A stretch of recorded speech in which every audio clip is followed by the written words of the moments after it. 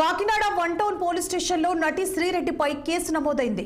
తమ పార్టీ అధినేత సీఎం చంద్రబాబు నాయుడుపై నటి శ్రీరెడ్డి అభ్యంతరకర పోస్టులు పెట్టారని పోలీసులకు ఫిర్యాదు చేసిన టీడీపీ నాయకురాలు కొప్పనాతి నాగకుమారితో మా ప్రతినిధి Durani face to face. YSR Congress ప్రభుత్వ హయాంలో సోషల్ మీడియా ద్వారా చెలరేగిపోయిన శ్రీరెడ్డి ప్రస్తుతం వివాదాల్లో చిక్కునున్నారు. ఆవిడ మీద పలు ప్రాంతాల్లో కేసులు నమోదవుతూనే ఉన్నాయి. ఇటీవల కాకినాడ నుంచి కూడా ఒక కేసు నమోదైంది.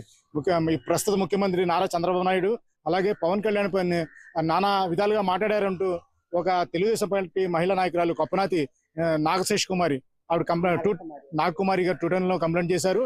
ఆవిడ వన్ టౌన్ లో కంప్లైంట్ చేశారు. ఆవిడ ఏ విధంగా కంప్లైంట్ చేశారు, ఎందుకు చేశారు, ఆవిడ మాటలో తెలుసుకుని ప్రయత్నం చేద్దాం. మేడం నమస్తే అండి. ఇప్పుడు మీరు చేసిన కంప్లైంట్ ఏంటి? శ్రీరెడ్డి మీకు ఏమైనా తెలుసా? శ్రీరెడ్డి మాకేం తెలియదండి. ఒక సినిమా యాక్టర్ గా తెలుసండి. ఆవిడ గత ప్రభుత్వంలో ఉంచి కూడా మా చంద్రబాబు నాయుడు గారిని బూతులు తిడుతుందండి. అవి చెప్పుకోదగిన బూతులు కాదు, మామూలు బూతులు కాదండి. అవి చంద్రబాబు నాయుడు గారిని, మామూలు పవన్ కళ్యాణ్ గారిని, లోకేష్ గారిని, అనిత గారిని ఆవిడ ఇష్టం వచ్చినట్టు తిడుతుందండి. ఆవిడ ఇష్టం వచ్చినట్టు అసలు ఎందుకు తిడుతుంది అలాగా? అది ఒక నాయకుల్ని, ఒక సీఎం, మన ఆంధ్ర రాష్ట్ర సీఎంని తిట్టడానికి కారణం ఏంటి?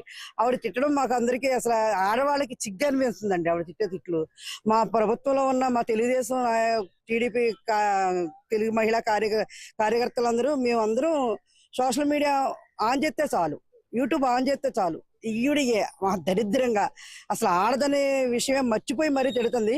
అందుకని అవి మేము స్పందించి, మా నాయకులను తిట్టారు కాబట్టి మేము స్పందించి మేము వన్ టౌన్లో పోలీస్ స్టేషన్లో కంప్లైంట్ ఇవ్వడం జరిగింది. మేము స్వయంగా చూసాం. మీడియా యూట్యూబ్ ఆన్ చేసిన, శ్రీరెడ్డి యూట్యూబ్లో ఆన్ చేస్తే దరిద్రంగా వస్తుంది అనమాట అండి. అంత దరిద్రంగా ఉన్నాయి మేము చూడలేక మేము మా నాయకుల మీద తిట్టిన బూతులకి మేము కంప్లైంట్ ఇవ్వడం జరిగిందండి.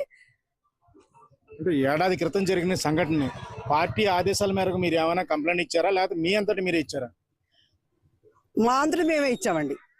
పార్టీ ఆదేశాల మేరకు కదండి, మా అందరూ మేమే కంప్లైంట్ ఇచ్చామండి.